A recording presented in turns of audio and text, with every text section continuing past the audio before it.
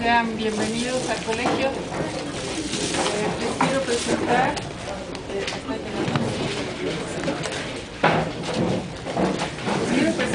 al doctor Alfredo Eilertstein. ¿Así lo pronuncias, Alfredo? Alfredo va a hablar con nosotros ahora de topología y clínica psicoanalítica. Es un tema un poco oscuro, difícil en general, pero esperemos que la claridad de Alfredo nos sirva a todos para seguirlo. Alfredo nos ha pedido hacer algo más dinámico. Si no entienden, preguntan, levantan la mano, etcétera, etcétera. En el ITER quiero decirles que Alfredo es licenciado y doctor en psicología por la Universidad de Buenos Aires. Es autor de los siguientes libros: Modelos, esquemas y grafos en la enseñanza de Lacan, El grafo del deseo, La pulsión respiratoria en psicoanálisis, La topología en la clínica psicoanalítica, Las estructuras clínicas a partir de Lacan, volúmenes 1 y 2, y El grafo del deseo en inglés. Sí. Alfredo dicta cursos regularmente desde hace casi 20 años, seminarios de posgrado y doctorado en sociedades científicas y universidades de Argentina, Brasil, Chile, Colombia, Costa Rica, España y México. Y es miembro también de Apertura Sociedad Psicoanalítica de Buenos Aires, de La Plata y de Salta. Como ven, es un honor para nosotros contar con la presencia de Alfredo. Muchísimas gracias, Alfredo, eres muy bienvenido. Y lo va a acompañar en la mesa Gabriel Meraz, que es maestro también de aquí del colegio y que está al frente justo de las materias de topología que damos acá. Entonces, muchísimas gracias, bienvenido y empezamos. Muchas gracias. Y les agradezco mucho la oportunidad de presentar esta investigación que para mí es de un alcance mayor al de un capítulo de la enseñanza de Lacan, porque, y esa va a ser la orientación de la presentación que voy a hacer hoy de este tema para ustedes. De hecho, más que nada voy a resaltar lo que podría ser una aproximación a la respuesta de la pregunta de ¿por qué topología en psicoanálisis? Inclusive ¿para qué topología en psicoanálisis? Porque la primera sensación que uno tiene es de extrañeza total. Es una disciplina que no ha atravesado para nada el saber de la ciencia hacia el sentido común. La ciencia desde el comienzo del siglo XX se ha caracterizado por no seguir más con el sentido común. Hay ciencia antigua, hay ciencia clásica, podríamos decir, y a partir de 1900 los epistemólogos suelen fechar en 1905 el surgimiento de la ciencia moderna. Se aprovecha 1905 por Einstein, pero los tres capítulos que justifican el corte son Einstein, la física de la relatividad, la física cuántica y la topología. Y las tres disciplinas se caracterizan por ser discursos ampliamente aceptados en los campos de aplicación, o sea, no hay dudas de la validez de sostener los principios de la física cuántica y de la física relativista y de la topología, pero como una novedad absoluta de ese saber se desprende totalmente del sentido común. Cuando, tomamos una anécdota, cuando pensamos en la anécdota de la manzana de Newton y la relatividad, conociendo el ejemplo, nosotros decimos automáticamente, aún sin haberlo conocido antes, decimos, claro, claro, sí, las manzanas caen efectivamente para abajo. Sorprende que haya tanto escándalo con ese asunto. Lo que sucede es que la teoría de Newton no es que las manzanas caen para abajo.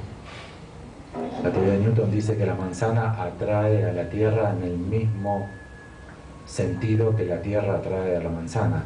Eso ya sería más interesante que lo enseñen en los colegios porque convierte la teoría en un poco más interesante, pero sea como sea, acompaña el sentido común. La física relativista, la física cuántica y la topología ya no pueden ser seguidas por el sentido común.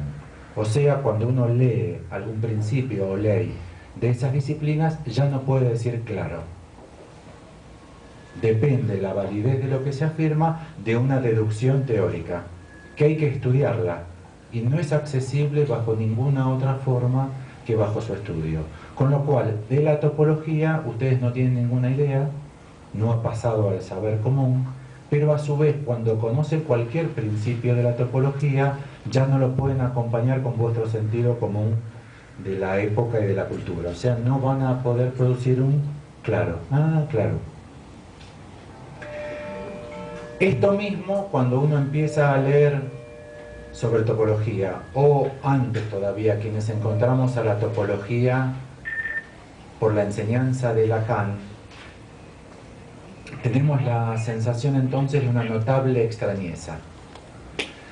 Esa extrañeza igual es para ser considerada, o sea, hay que intentar ir más allá del rechazo que produce la extrañeza, porque si ustedes están pensando, si se vinculan al psicoanálisis, no deben perder de vista que el psicoanálisis, al menos desde el momento de su creación por parte de Freud, implicaba un elemento sorpresivo y subversivo al sentido común. No sé si entienden lo que estoy diciendo. Que habría que rescatar, justamente como un valor positivo de la topología, el que cuando uno lee algún desarrollo topológico diga, ¿qué? ¿De dónde sacaron esto?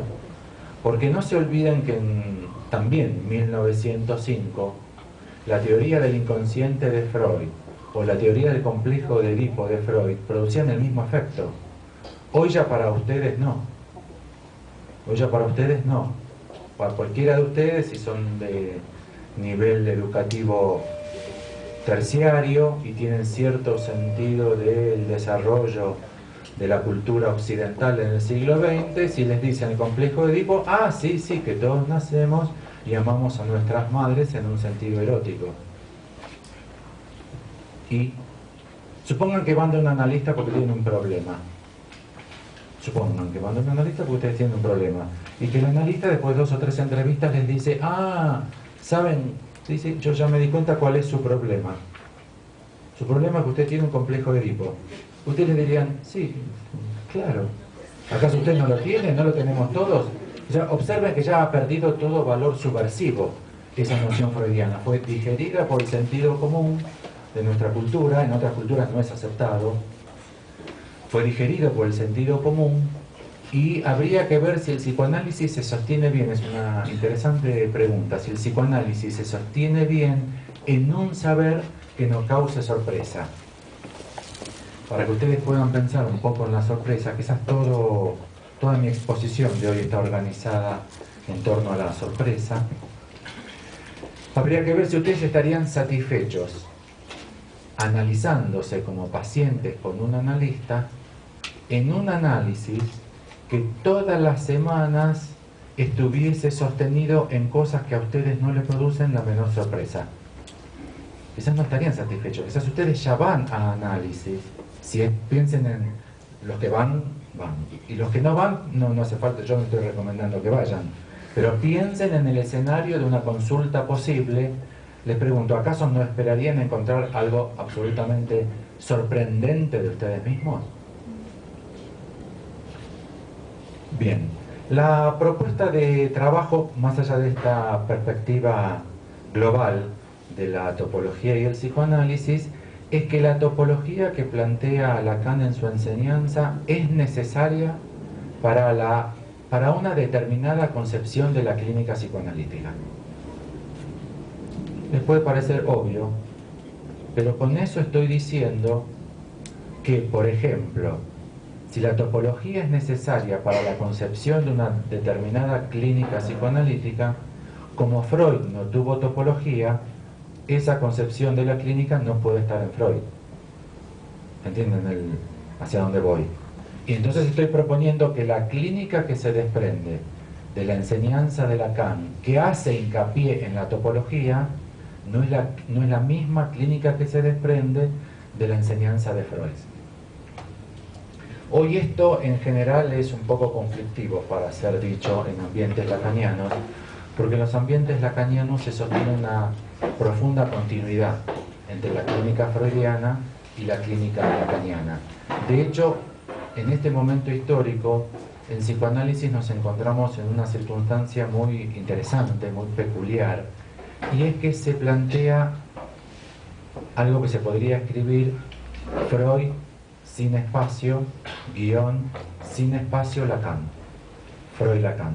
De hecho, escriban en Google, entre comillas, Freud sin espacio, guión, Lacan sin espacio, y van a encontrar un montón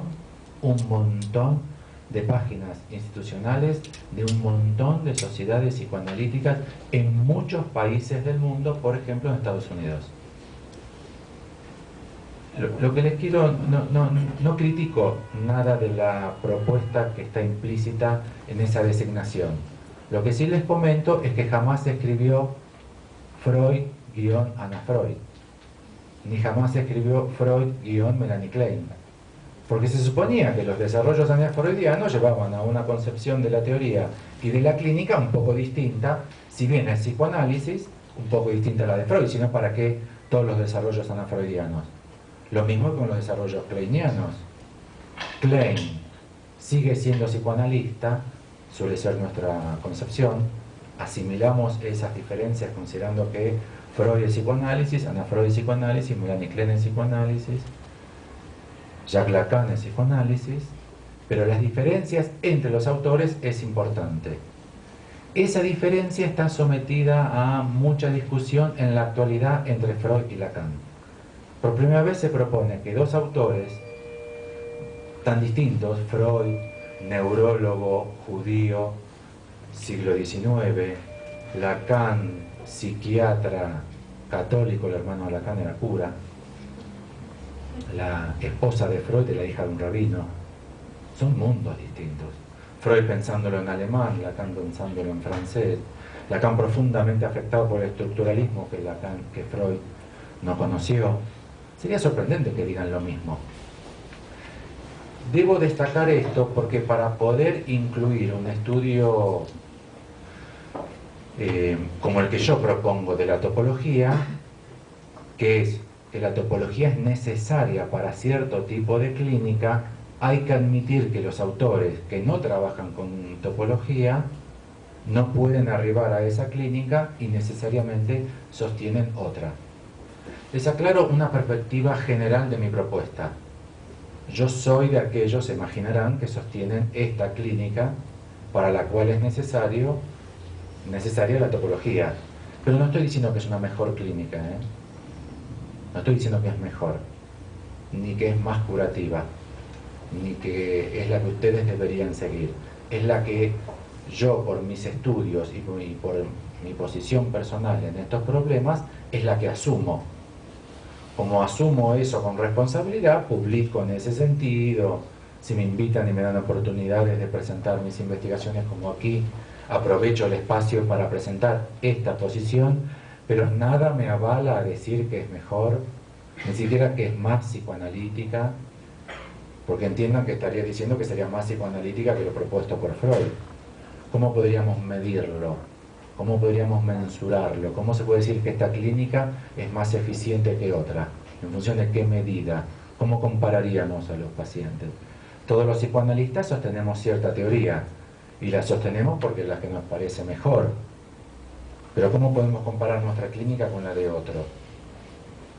Lo que sí intento establecer, lo que sí quiero proponerles hoy con la mayor claridad, es que me parece importante trabajar para establecer con claridad las diferencias, para que justamente quienes todavía no han asumido una posición puedan asumirla, y no solo por relaciones afectivas con los maestros.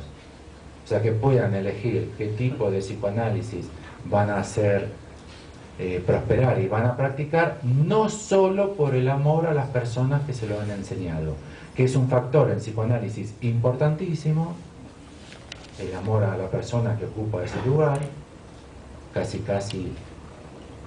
es uno de los pilares de nuestra concepción, tanto de la teoría como de la clínica, pero habría que ver si alcanza para la posición del analista asumirla en función de que casualmente me tocó como docente, como profesor tal persona, me enamoré de ella y consecuentemente practico las ideas de esa persona. Me parece que deberíamos intentar, además de eso, que es inevitable, además de eso, poder hacer también una clarificación de las diferencias de ideas y qué implican esas diferencias de ideas.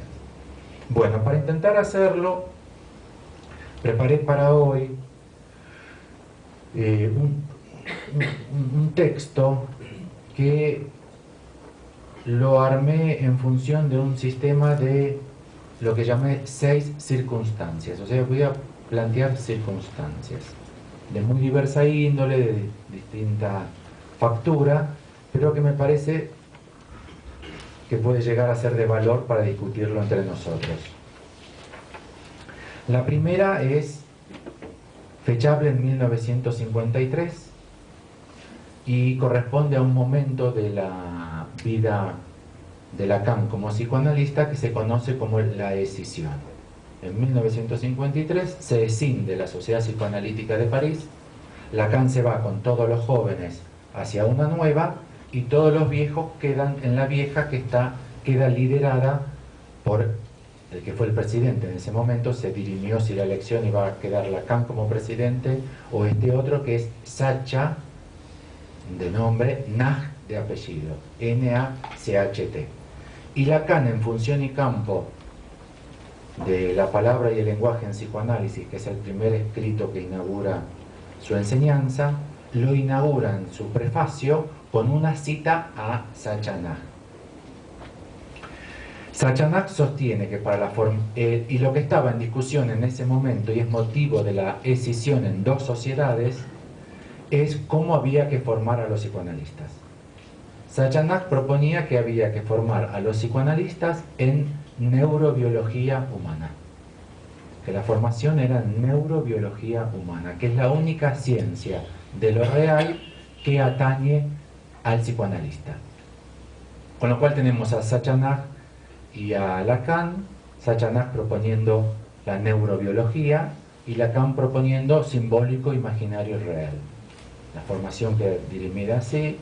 Les cuento, hay un libro que se llama Escisión, Excomunión, Disolución, de Jacques Miller, donde están bien publicados los documentos de estos momentos históricos. Este es el primero, se llama La Escisión. Ahí pueden leer que los viejos psicoanalistas quedaron con Sacha Nach, los jóvenes se fueron con Lacan en los tres momentos: el de la escisión, el de la excomunión, cuando Lacan lo tachan como didacta de la Sociedad Internacional de Psicoanalistas, y cuando Lacan disuelve en el 80 su propia sociedad psicoanalítica. Es interesantísimo. El primer movimiento en el 53 se separa y funda otra. En el segundo movimiento lo echan de la Internacional como didacta, y en el tercero disuelve él su propia sociedad. Algo pasó, algo no andaba, algo no andaba allí. Se quedan los viejos, en los tres movimientos siempre se van con Lacan los jóvenes, los viejos se quedan. Y en esta división, la del 53, se quedan con Sacha Nach todos los que son médicos y se van con Lacan los jóvenes que son psicólogos. Ahí ya podemos ir viendo cuál era la discusión que estaba allí en ciernes. Les cuento dos anécdotas que participan de este sistema, del mismo sistema de circunstancias.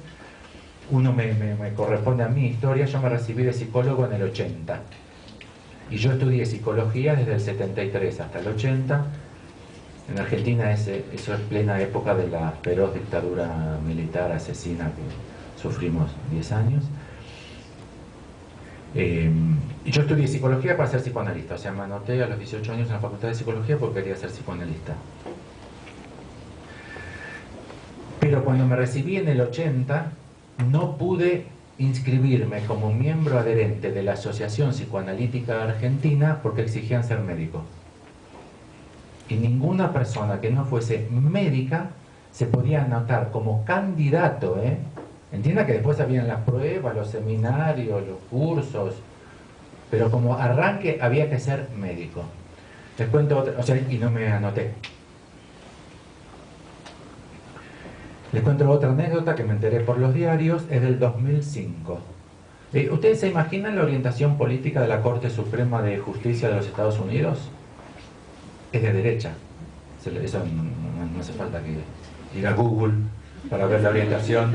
Es de derecha. Tradicionalistas, son hombres de 80, hombres y mujeres, muy pocas mujeres, casi todos hombres, de 80, 85, 90 años, que mantienen algo así como un cierto conservadurismo importante. Bueno, la Corte Suprema de Justicia de los Estados Unidos en el año 2005 aceptó que un candidato a la Asociación Psicoanalítica de Nueva York plantea el reclamo de que debía ser aceptado aunque no fuese médico. Quiere decir que la Asociación Psicoanalítica de Nueva York lo rechazó desde el 2000 hasta el 2005 en varios juicios porque no era médico. Y la Corte Suprema de Justicia entendió que el psicoanálisis pueden ejercerlo quienes no son médicos. Saben que ese es el título de un texto de Freud, ¿no? Pueden ejercer los legos el psicoanálisis. Antiguamente, en mi época, se lo llamaba ese texto análisis profano. Porque Freud publicó en 1926, lo llamaron a Freud a un juicio por mala praxis, porque se había suicidado la paciente de un psicoanalista que no era médico. Entonces le hicieron un juicio, en realidad no por mala praxis, empezó por mala praxis, pero después fue por usurpación de títulos. Y Freud fue llamado como un testigo, y él presentó ahí una exposición donde decía que para ser psicoanalista no hay que ser médico. Quiere decir que en 1926 Freud participa de un juicio y publica un texto donde dice que no hay que ser médico. En el año 82 recién se levantó en la Sociedad Psicoanalítica Argentina la obligación de ser médico para ser candidato a psicoanalista, y en Estados Unidos, al menos en Nueva York, hasta el 2005 obligaban a ser médico para ser psicoanalista. O sea, 80 años después que Freud publicó un texto donde decía que no hacía falta. La pregunta es ¿por qué? ¿Por qué es tan fuerte entre los psicoanalistas que para ser psicoanalista hay que ser médico? Otra circunstancia, la número 2. Esta es la fecha del 2010. Es de diversa índole, ¿eh? Me parece que todas suman. Lacan utilizó la topología desde 1953, con el uso del toro, hasta el momento de su fallecimiento en el 80, haciendo un uso topológico, que es válido, de la teoría matemática de nudos. O sea, la teoría matemática de nudos tiene varias. Tiene una dimensión algebraica, una dimensión topológica, una dimensión geométrica. Y Lacan utiliza, entonces, en toda su enseñanza, desde 1953 hasta que fallece en 1980, durante todo ese periodo, una enorme cantidad de veces hace referencia y utiliza la topología. Por ejemplo, toro, banda de Möbius, crosscut, plano proyectivo, botella de Klein y la palabra topología, o sea, esos 6 términos, los utiliza entre 1953 y 1980 en más de 1000 oportunidades. En más de 1000 oportunidades. Y siempre con utilizaciones técnicas, no metafóricas. Muchas veces, por ejemplo, la banda de Möbius se utiliza como una figura para... Por ejemplo, el Festival de Cine... No, el Festival de Desarrollos Tecnológicos en Argentina, de Ciencia y Tecnología con Desarrollos Tecnológicos, lleva en el afiche de publicidad una banda de Möbius. Pero eso no es un uso topológico. Es un uso publicitario de una superficie sorprendente, y entonces, como se busca la novedad, Lacan lo utilizó en forma estrictamente topológica, esos 6 términos en más de 1000 oportunidades.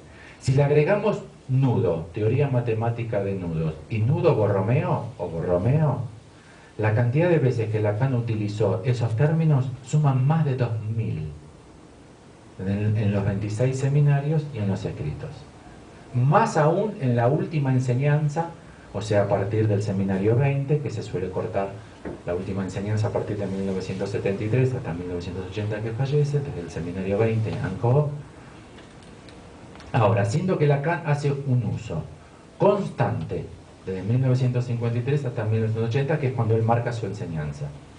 que se acentúa con la última enseñanza de Lacan y que tiene una insistencia de la índole de miles de oportunidades, la pregunta es, ¿por qué serán tan pocos los psicoanalistas lacanianos en el mundo que utilizan topología?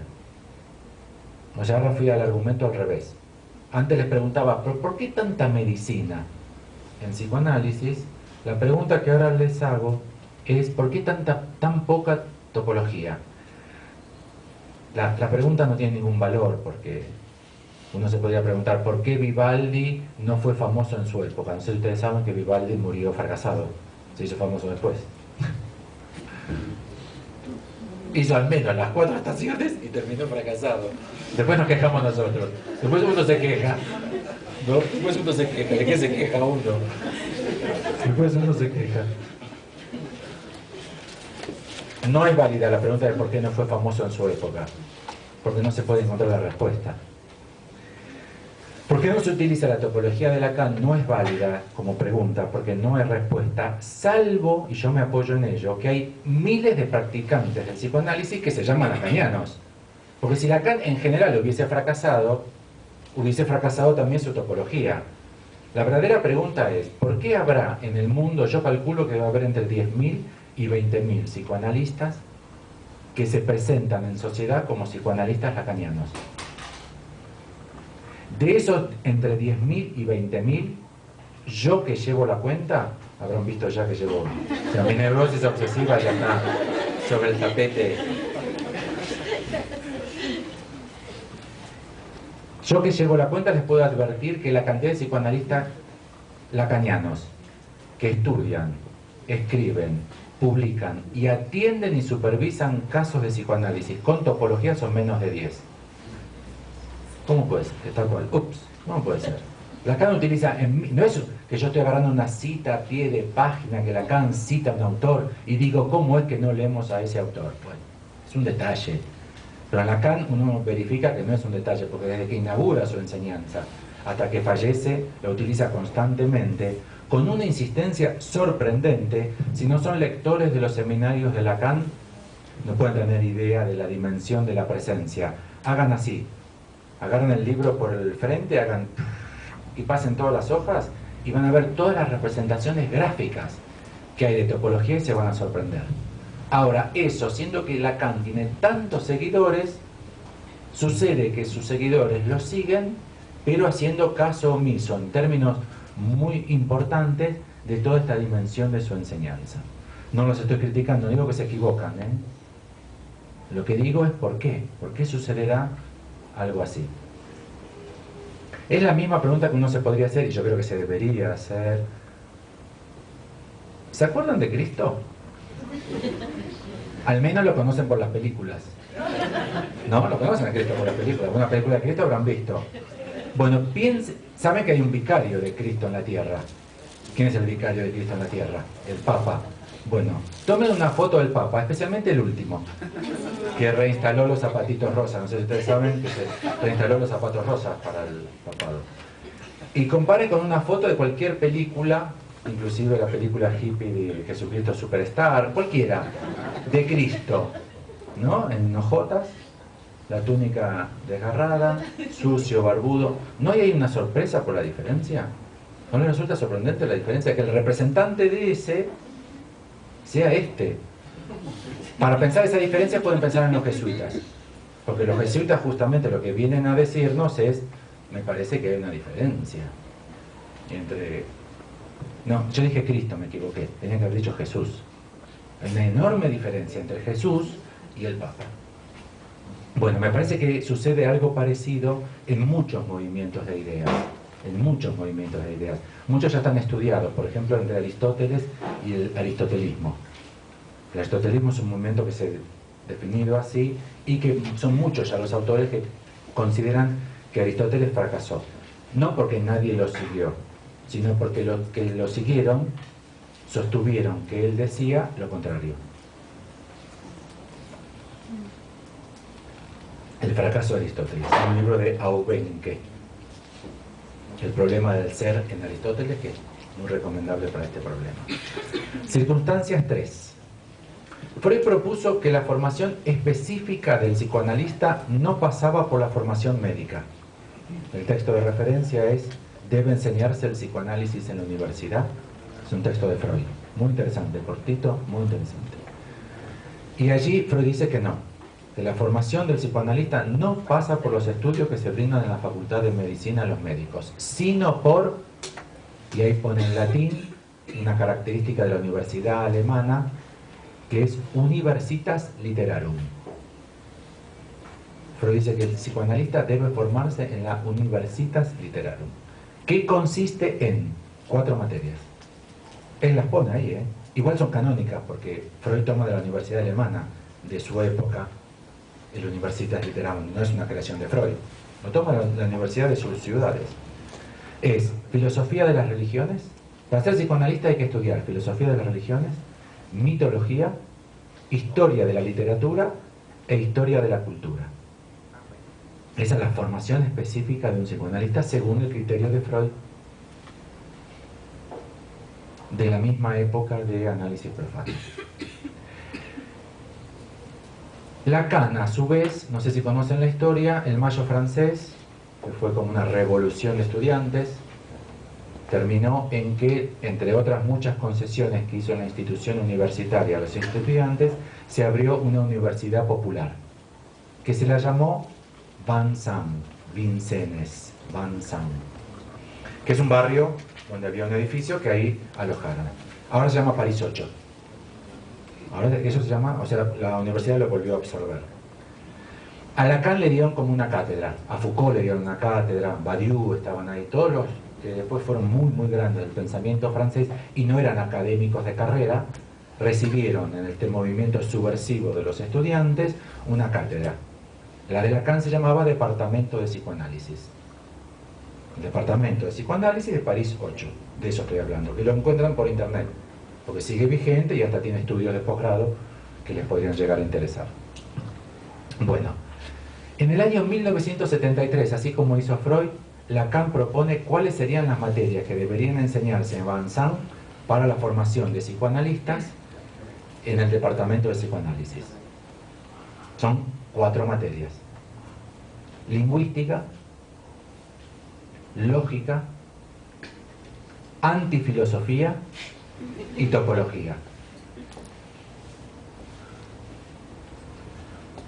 La pregunta que quiero hacer en función de estas circunstancias es: ¿por qué se rechazó tanto? No digo que siempre ni en todos los lugares. Por ejemplo, aquí se enseña topología. No sé si ustedes saben que este debe ser uno de los pocos lugares del mundo donde se enseña regularmente topología.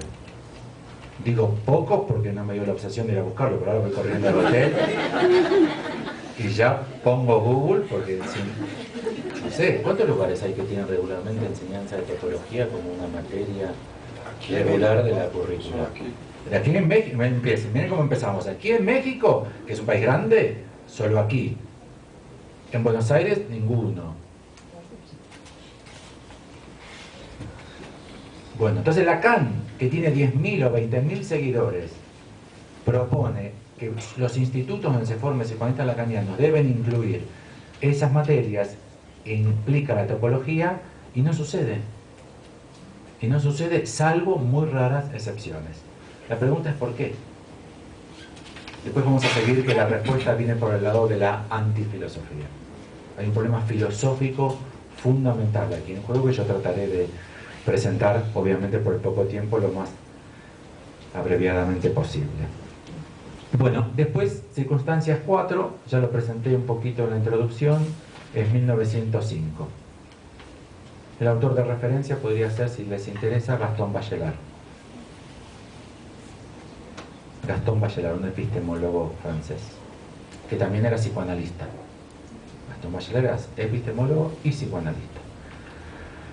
Bueno, Bachelard propone entonces la ciencia antigua, como les había dicho, la ciencia clásica, que es en la que se formó Freud. Freud tuvo mucha relación epistolar con Einstein, pero no incluyó ningún desarrollo de física relativista y mucho menos de física cuántica. Lacan en el seminario 2 ya introduce el principio de incertidumbre de Heisenberg, premio Nobel en física cuántica por el principio de incertidumbre, que Lacan ya incluye en el seminario 2 y dice que el físico, según es pensado en la física cuántica, tiene relación a la materia con la que opera de la misma índole que el psicoanalista. Gastón Bachelard propone que para conocer la diferencia entre ciencia clásica, la de Freud, y la ciencia moderna, que es la del siglo XX, hace falta romper con lo que él llamó, deben conocerlo, obstáculos epistemológicos. Pero dice que los obstáculos epistemológicos tienen estructura de resistencias, la misma que encuentra el psicoanalista en su práctica. Y por eso Gastón Bachelard propone un psicoanálisis de las resistencias a la ciencia moderna. Es muy interesante ese desarrollo.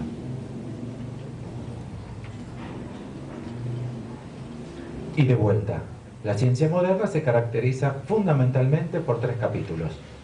La teoría de la relatividad, que rompe con el sentido común al plantearnos que tiempo y espacio no son absolutos.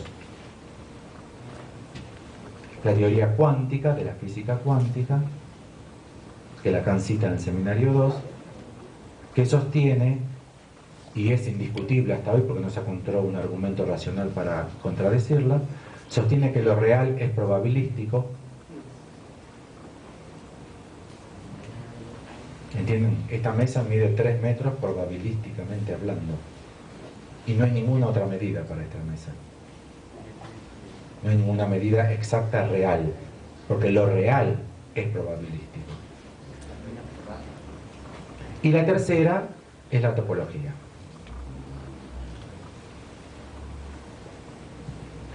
¿Por qué la topología entra dentro de las disciplinas de la ciencia moderna, o sea, no ciencia clásica? Que hace falta analizar una resistencia para conocerla, porque rompe con el siguiente principio elemental del sentido común. Y es el conocido a través del quinto postulado de Euclides. El quinto postulado de Euclides sostiene, dicho de una forma casi incorrecta y excesivamente sencilla, que las paralelas no se cruzan en el infinito. Lo que es obvio, ¿no? Si hay 2 rectas, primero, recuerda que las rectas son infinitas, ¿no? Lo que ustedes siempre trabajan son segmentos de recta. Una recta es infinita. ¿Eso lo recuerdan del colegio? Bueno, si 2 rectas son paralelas entre sí, no se cortan ni acá, ni allá, ni lógicamente en ningún lugar. Inclusive si soy capaz de pensar un lugar infinito, tampoco allí, porque eso quiere decir que sean paralelas. ¿Se entiende? Esto es obvio, ¿no? Las paralelas, yo les podía haber dicho, la verdad estuve medio sonso, le tenía que haber dicho, el postulado quinto de Euclides dice que las paralelas no se cortan.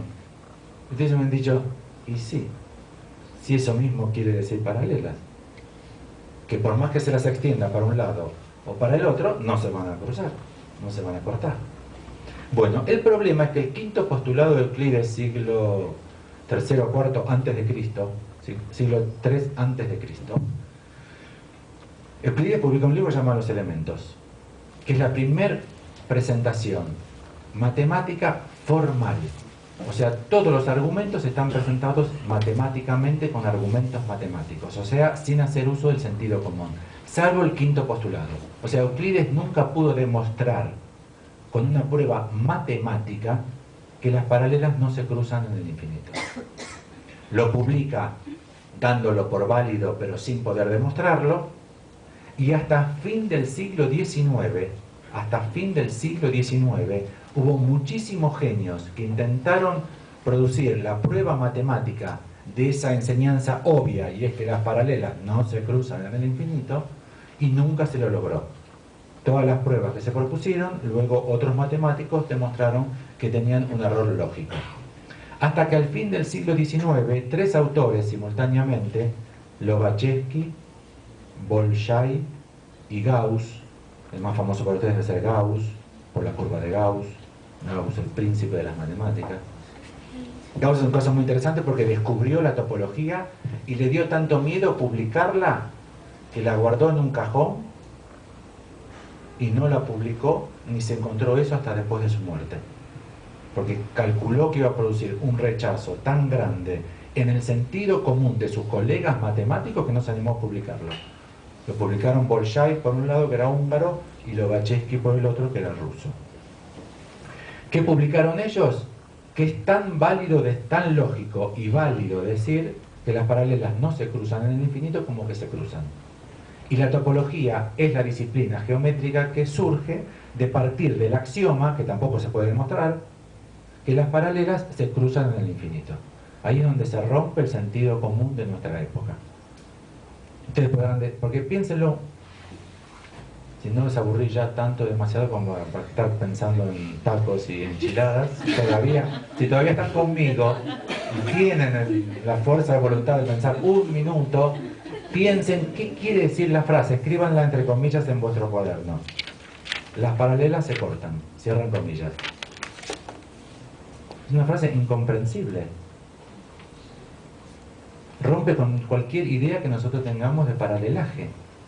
Paralelaje quiere decir que no se cruzan. Ahora, se desarrollan a partir de ese principio lógico geometrías tan válidas como la otra, la euclidiana, y tan aplicables en matemática y en física como la euclidiana. Eso es lo sorprendente, cosa que el sentido común no puede admitir.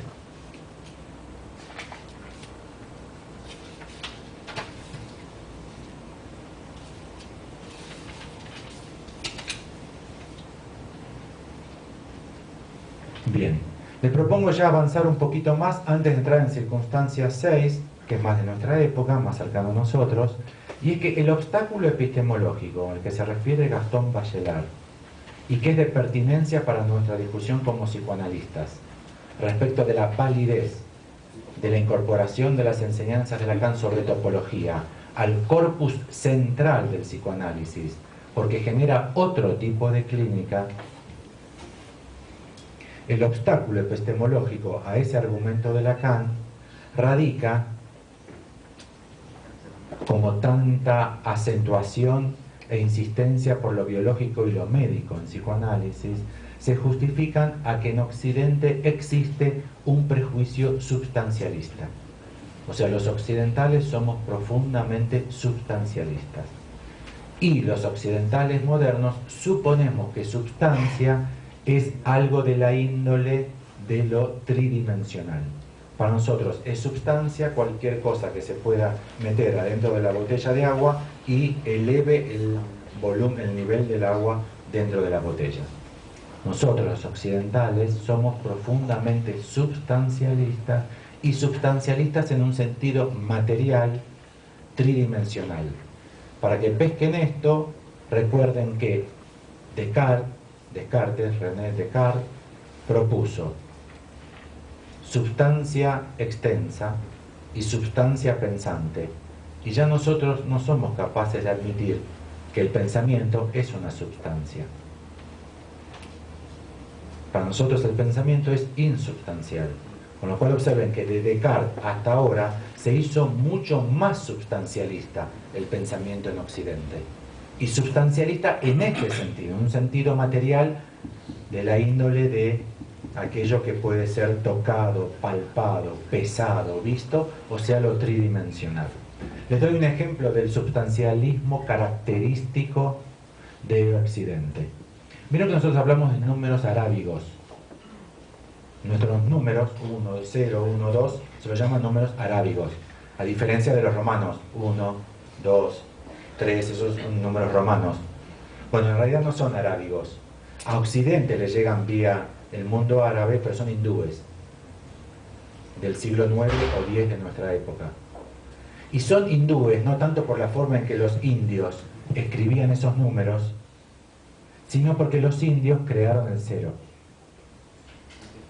O sea, el sistema decimal es indio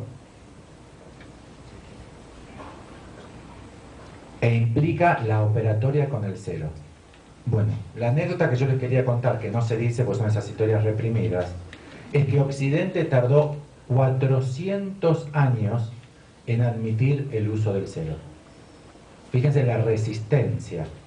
Porque ¿entienden ustedes lo que es trabajar con cero? trabajar con nada. Y Occidente se basa en una filosofía tan antigua como la de Parménides, que dice, el ser es, el no ser no es, y no hay que seguir por la vía del no ser, porque lleva solo a error del pensamiento. Eso es un poema de Parménides que se llama La vía de la verdad, que funda la ontología occidental. El ser es, coma, el no ser no es, y no hay que seguir por la vía del no ser. Y operar con el cero es convertir en ser algo que no es. Nosotros operamos con el cero. Si se opera con el cero es que hacemos algo con el cero. Pero estamos haciendo algo con algo que no es. Bueno, esto solamente se creó en el mundo gracias a la filosofía de la India, que es una filosofía de la falta en ser. Occidente tardó, a pesar de la potencia, ¿alguna vez intentaron sumar y restar en números romanos? 14.512 más 84.514.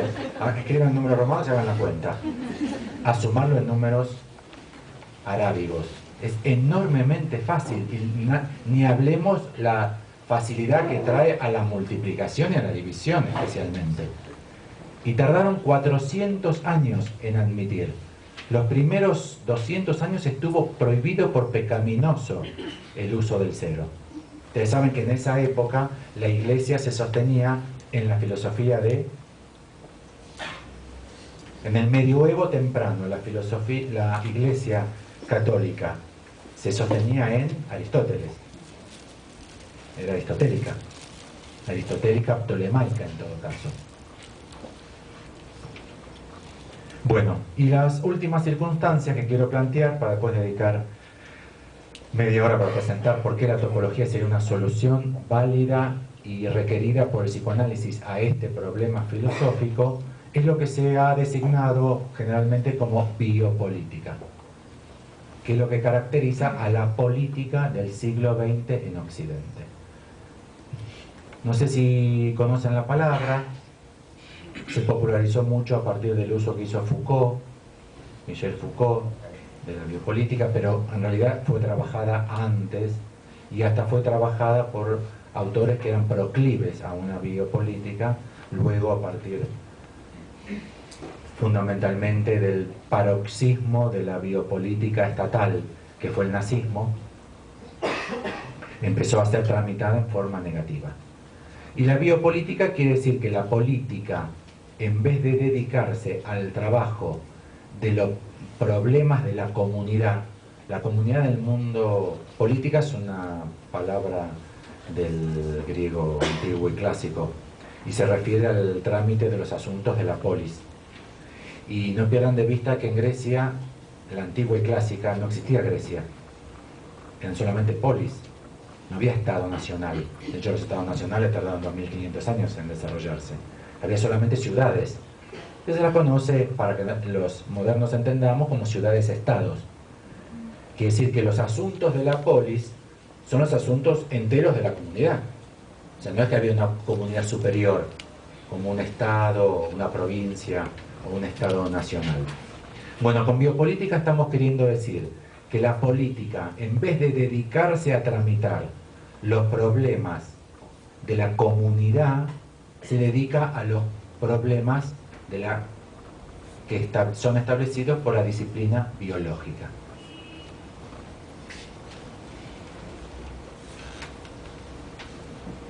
Porque cada vez más, y fundamentalmente se vio con claridad a partir del siglo XX, somos considerados como productos de la biología.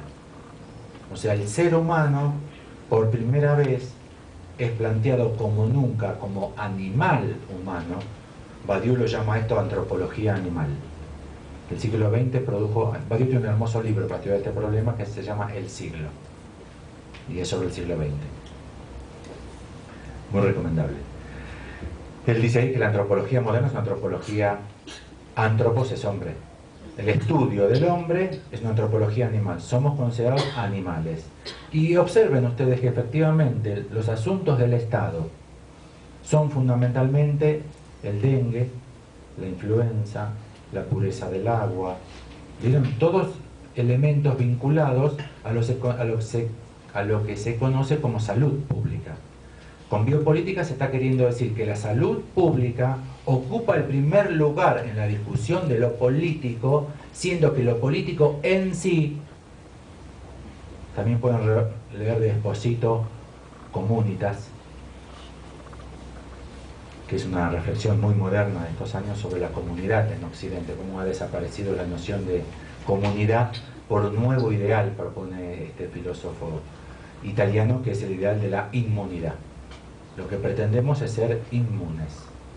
¿Vieron a los gringos caminando con la botella de agua en la mochila en el centro de una capital latinoamericana?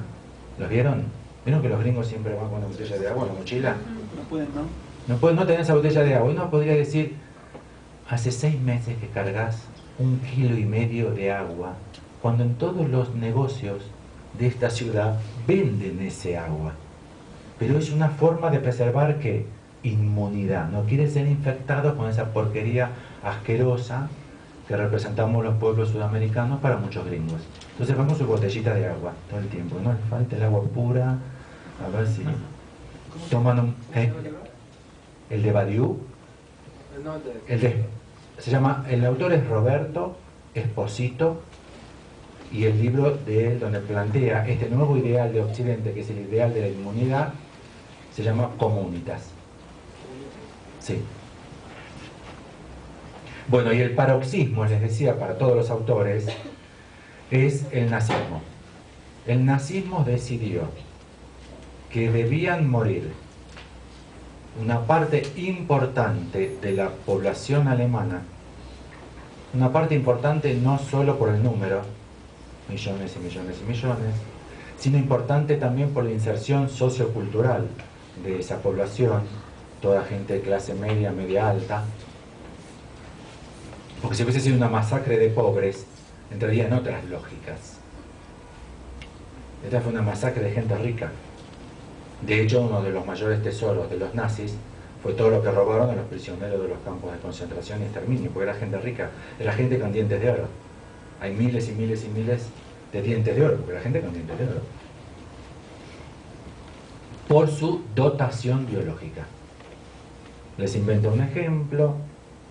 Un judío militar prusiano que luchó por Alemania en la Primera Guerra Mundial y recibió una medalla de honor a la valentía. En época del nazismo, 1936, 37, 38, ¿qué es para los nazis? Una cucaracha. En realidad cucaracha lo dije porque estaba pensando en Kafka. Los nazis decían piojo. A los judíos en los campos de concentración y exterminio los llamaban piojos. Está muy claramente visto la degradación en la escala animal.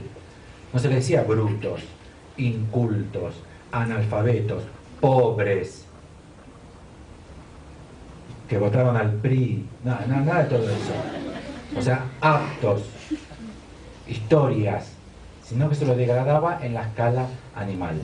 Los nazis lo consideraban un piojo, porque no tenía que ver con los actos, porque ese judío había defendido la causa judía o había defendido la causa alemana. Si había sido soldado prusiano, había luchado en el ejército alemán y había recibido una medalla, ¿entienden? Inventé un ejemplo para que ustedes vean que es uno de los más fieles servidores de la Alemania militar, a pesar de lo cual, de un día para el otro, pasó a ser un animal degradado en la escala animal.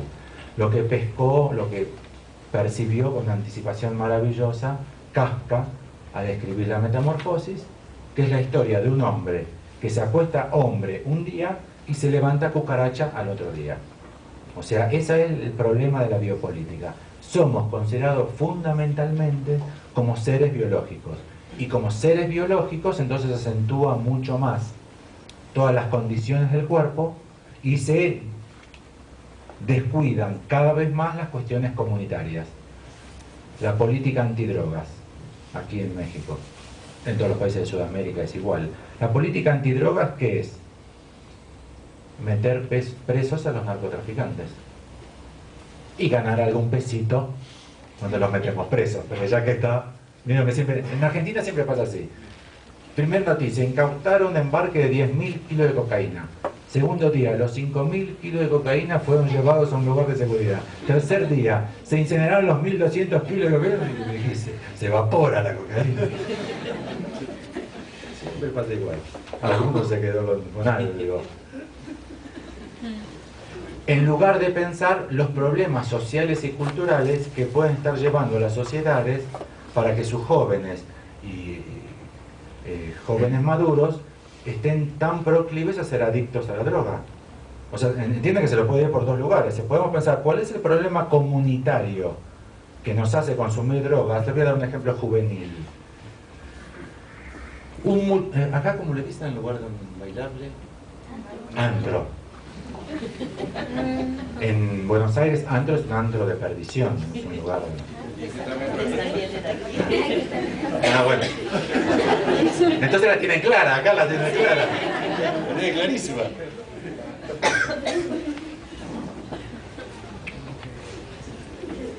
A un antro, un joven, hombre, que se ponga como hombre o que se ponga como mujer, como le guste, va al antro porque le gusta o no. Sí. Porque se va a encontrar allí con la gente que le gusta o no. Es como el colegio. ¿Van al colegio en la misma posición subjetiva con la que van al antro? No. Nadie los obliga, van contentos.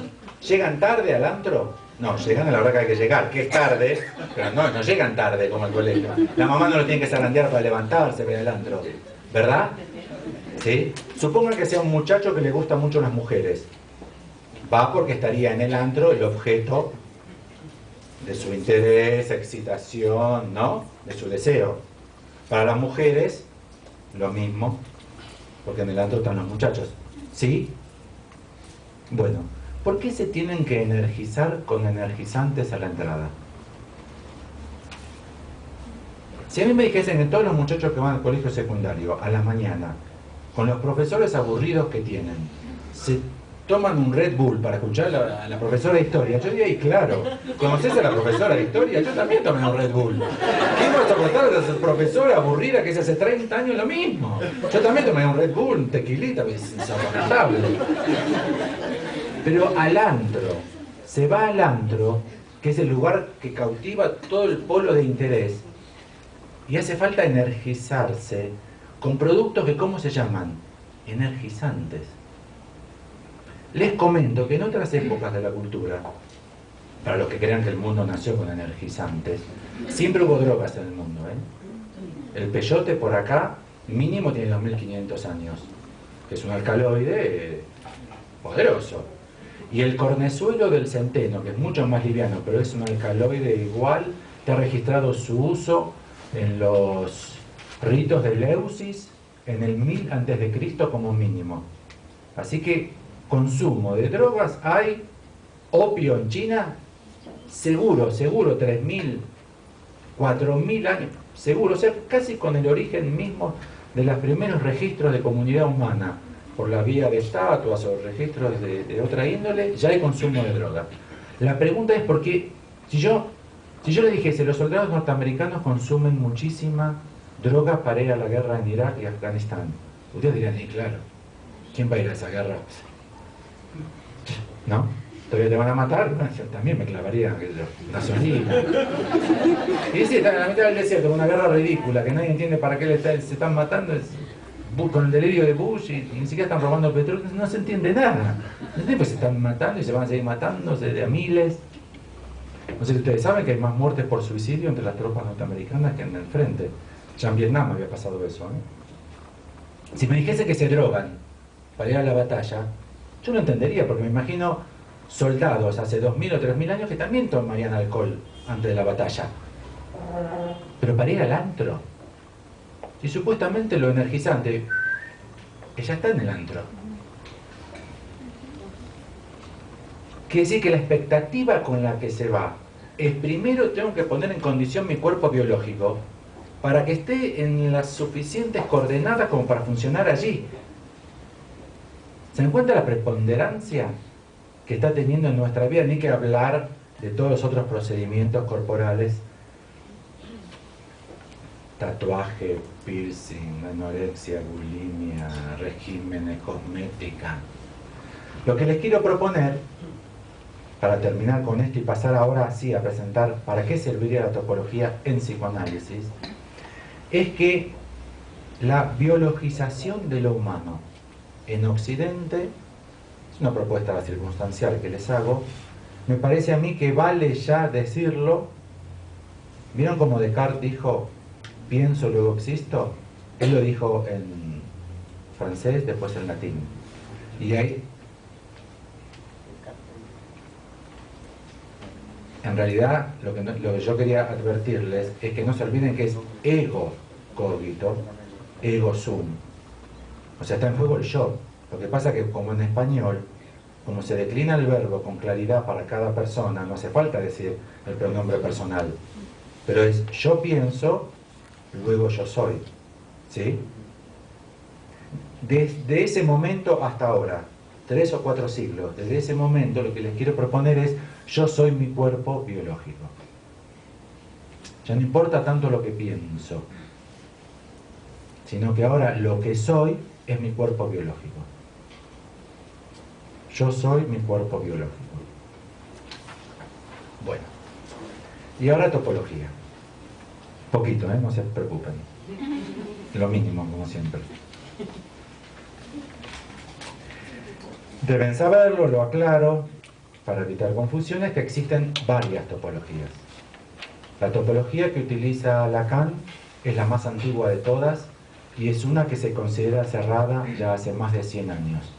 Quiere decir que no crean que en ese punto Lacan tomó de lo más innovador.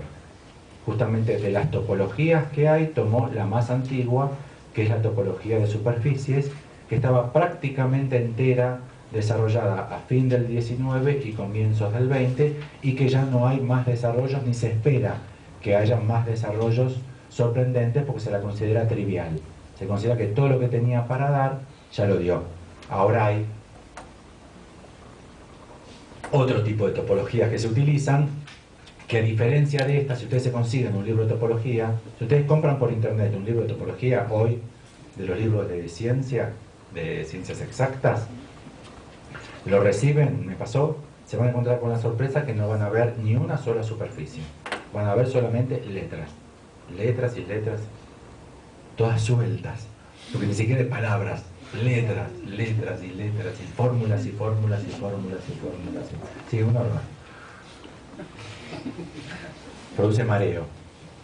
Pero no es esa la topología que utiliza más fuertemente Lacan, es la topología de superficies. El texto de referencia, el que Lacan utilizaba y el que muchos seguimos utilizando, es un texto de 1946, que es el de Frechet, se escribe Frechet y Qi-Fan, son dos autores, el segundo chino, Qi-Fan, K-Y-F-A-N, separados, Frechet y Qi-Fan. Dicen que Lacan andaba con Frechet y Qi-Fan bajo el brazo, que se llama Introducción a la topología combinatoria.